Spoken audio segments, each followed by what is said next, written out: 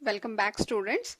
In our previous video, we have seen a detailed morphology and anatomy of earthworm. In this video, let us talk of a detailed structural organization in case of frog. The frog can live both on land and in fresh water. We know that frog is an amphibian. They can survive both on the land as well as in the water, and they belong to class amphibian of phylum Chordata. Under phylum Chordata, we have seen various classes like amphibian, aves, reptiles, mammals. So here the frog belongs to class amphibian because they can survive both on the land as well as water. And the most common species of the frog which are found in India is called Rana tigrina. See, this is a scientific name of frog.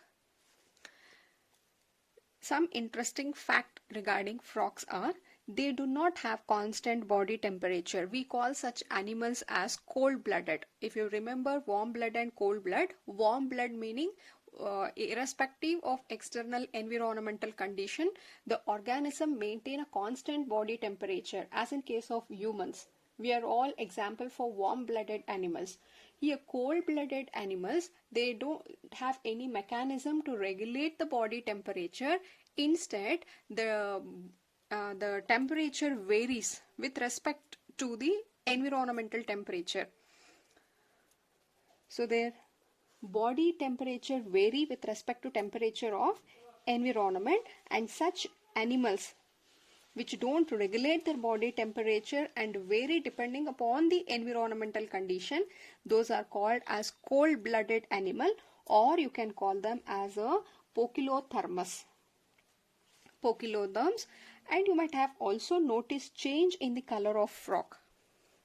See, while they are in the grass or on the land, they have the ability to change the color. Why this? This is to hide themselves from the enemies. So this property, you call it as a camouflage. See, important, the frogs are cold-blooded is one point which you have to remember, and you should know what you mean by cold-blooded. And second is they are called camouflage because they change their color. This is to hide themselves from the predators. This protective colorization is called mimicry. So you might also know that the frog are not seen during a peak summer or winter. During this period, they take shelter in deep burrows to protect them from extreme heat or cold. See, in summer there is extreme heat, in winter there is extreme cold. So in order to escape from this extreme heat and cold during summer and winter, they go and hide themselves in a deep holes. They burrow themselves in the deep holes, and this is called as summer sleep and winter sleep. So they go to a deep sleep. Entire summer they will sleep, entire winter they are going to sleep, and the summer sleep is called as estivation.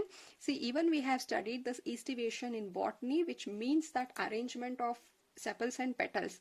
But in zoology, when you read of estivation, this is a summer sleep of an animal, you call it as a estivation, and the winter sleep is called as hibernation. Clear? First thing is they are amphibians and belongs to a phylum Chordata, the scientific name of the frog. And next is they are cold-blooded animals.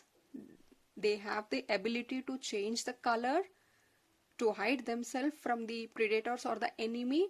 You call them as camouflage, is second thing. And in summer they go to a deep sleep, you call it as estivation, and deep sleep which they enter in winter, you call it as hibernation. These facts are important. Now moving on to the morphology of frog, the external appearance, how they look, the morphology. Have you ever touched the skin of the frog? Yes, it is quite slippery, very smooth, slippery. The skin is smooth and slippery. This is due to presence of a mucus on their membrane. The skin is always maintained in a moist condition. because the frog will respire through the skin. So for this uh, purpose, the skin has to be moist. The color of the dorsal side, that is the upper side of the frog, is generally olive green, and you can see some irregular patches. This is on the dorsal upper side. Coming to its ventral below portion, the ventral side of the skin is uniformly pale yellow. Above it is dark green. You can see here it's olive green. Below the ventral side it is pale yellow in color. The frog never drinks water, but it is absorbed through the skin. Right? And the body of frog is divisible into head and trunk portion. Usually animals will have a neck, this a trunk tail portion, but here you cannot find a neck and tail is absent. Entire body is divisible into head portion, and this will be the trunk portion. Here in the mouth region, you can see above the mouth you can find a pair of nostrils are present, and also you can see a bulged eye. So these are the bulged eyes which are present, and eye are covered with a nictitating membrane. Very important. The eye is covered with a nictitating membrane that protect them while in the water. So due to presence of this nictitating membrane, even when water is under, even when frog is under water, they open their eye. It is something like a goggles which we use during swimming. So the nictitating membrane protect the eye while in water. On either side of the eye, a membranous tympanum is the ear. This receives the sound signal. Animals usually will have an external ear called pinnae that is absent in case of frog. Instead, they have the direct membrane which you call it as a tympanum. Tympanum represent the ear in case of frog. This is to receive the sound signals. And here you can see it is having a forelimbs and hind limbs. So these fore and hind limbs are helping in swimming, walking, leaping, or in case of burrowing. So the hind limbs, what you can see, they will have 5 digit, meaning these are 5, 1, 2, 3, 4, 5, whereas in forelimbs you can see only 4 digit like this. Here it is 5 and here it is 4 digit. The feet have a webbed digits, meaning if these are the digit, you can see a webbed digit like this. This help in swimming. The frog exhibits sexual dimorphism. See, sexual dimorphism meaning a male and female can be easily distinguishable. You can recognize the male and a female frog. So that is called as sexual dimorphism. So the male frog can be distinguished by the presence of a sound producing vocal sac. You might have heard this sounds of the frog that is actually produced from the male frog. And also they have a copulatory pad on the first digits of the forelimbs. Below this 4 digit you can find a small padded like structure. This help in the copulation. So these are absent in case of the female frog. This is all about the morphology. They have a mucus all over the body which give them a smooth and slippery appearance, and skin is always moist because it is through the skin they will respire. And on the dorsal surface they are olive green, whereas on the ventral side they are pale yellow in color. Entire body of the frog is divisible into head and trunk. In the head region you can find the nostrils, bulged eye which are covered with the nictitating membrane, and on either side of the eye they also have this tympanum ears. Then you can see the limbs present, forelimbs and hind limbs present here. So hind limbs have 5 digit, forelimbs have 4 digit, and limbs here are webbed like this. This help in easy swimming, and they show a sexual dimorphism. That is, they have a difference in the male and female are different, because of which you can easily distinguish male and female. So this is regarding the morphology. Moving on to the anatomy. Here the body cavity of the frog accommodate different organ system. So you can see different organ system, that is you have a digestive system, circulatory, respiratory system, nervous system, excretory system and reproductive system. All the systems are very well developed. So we will take one by one. So now let us start with the digestive system. So the digestive system, it is similar to humans. So the digestive system consists of alimentary canal and the digestive glands. Yes, the digestive system includes the alimentary canal and the digestive gland. So alimentary canal meaning it is a channel through which food is passed. And digestive glands are those which will secrete some of the chemicals which helps in the digestion. I told you the digestive system of frog is similar to human. So if you see alimentary canal in case of human, it starts from mouth to the anus. Here also it is somewhat similar. The alimentary canal starts from the mouth.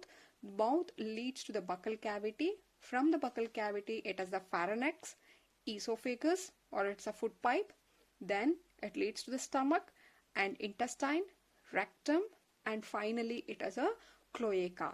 So this is a canal. This is a way how food is passed from mouth to the cloaca. Right? So diagram are very important here. So here you can see the diagram. Here it has been given from the esophagus. Before to that it starts from the mouth. From mouth to the buccal cavity, pharynx, then it leads to the food pipe which you call it as esophagus, and then the food will enter into the stomach. From the stomach it is to the intestine here, and then it is finally, you can see here, it is the rectum where the undigested foods are stored, and finally it is thrown out through this opening called cloaca. The alimentary canal of this is short. When compared to human it is short because frogs are carnivorous and hence they will have the length of this intestine are reduced. So now what is the role of the gland here? See here, liver is a digestive gland. This is going to secrete the bile, and the bile which is secreted is stored in case of gallbladder. Gallbladder, similar to human. And pancreas is a digestive gland which is going to secrete a pancreatic juice, and this pancreatic juice will contain the pancreatic enzymes which helps in the digestion. Pancreatic juice contain the digestive enzymes. And stomach, we know the walls of the stomach will secrete the gastric juice, and the gastric juice contain the HCl. And here, see what happens.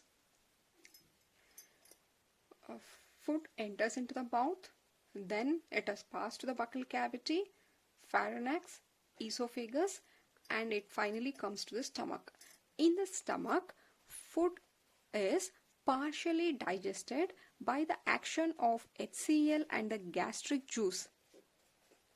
By the action of HCl and the gastric juice which is secreted from the walls of the stomach. The partially digested food, now the food which is finely mixed with the HCl and gastric juice to form a fine paste, and here onwards we call it as a chyme. Right? I'll repeat. The food, whatever it enters into the mouth, reach to the stomach. In the stomach, food is mixed with the HCl and the gastric juice, and here the walls of the stomach here, it is going to secrete the gastric juice, and the HCl, we know it is also present in the stomach. Due to action of this, the foods are broken down into a fine paste you call now as a chyme. So these partially digested food will now enter into the intestine. The first portion of intestine, you call it as the duodenum. It is in the intestine. The biles which is secreted from the liver and stored in the gallbladder will reach to the intestine, and even the pancreatic juice which is secreted from the pancreas, the bile which is stored in the gallbladder, both bile and pancreatic juice will now reach to the intestine here. Now the chyme is mixed with the bile and the pancreatic juice. The bile which is present will emulsify the fat, whereas the pancreatic juice, what it is there, that is going to digest the carbohydrates and the proteins. Clear? Food meaning they will have the carbohydrates, proteins and fats. The bile is one which is going to break down the fat, and the pancreatic juice will break down the carbohydrates and proteins present in the food. So, and finally digestion takes place in the intestine. The digested food is absorbed by numerous finger-like folds in the inner wall of intestine. You call them as a villi. And the microvilli is going to absorb them, whereas the undigested food, whatever it is there, it has been stored in the rectum, passed to the rectum, and here it is stored, and finally it is passed outside through this cloaca. Clear? I told you it is very similar to the digestion system in case of humans. This is the alimentary canal. Food passed to the stomach, mix with the HCl and gastric juice to form the chyme, and now chyme is moved to the first portion of the intestine called duodenum. In the duodenum receives the bile from the gallbladder, also the pancreatic juice from the pancreatic, and now these two, bile and pancreatic juice, mixes with the chyme, and the fat which are present in this chyme is broken down by the bile, whereas the carbohydrates and proteins which is present in the chyme is broken by the pancreatic juice, because we know pancreatic juice has certain digestive enzymes. This enzyme has a capacity to break down the carbohydrates and proteins. And finally, the digested food, whatever it is there, it is absorbed by the villi which is present in the intestine, and undigested is stored in the rectum and passed out through this cloaca. Clear? So this is about the digestive system. In the next video, let us take the respiratory and other excretory, reproductive, circulation, other systems. Right? So thank you. Diagram is very important. Figure 7.20, page number 117 from your NCERT textbook. Practice the diagram. Thank you.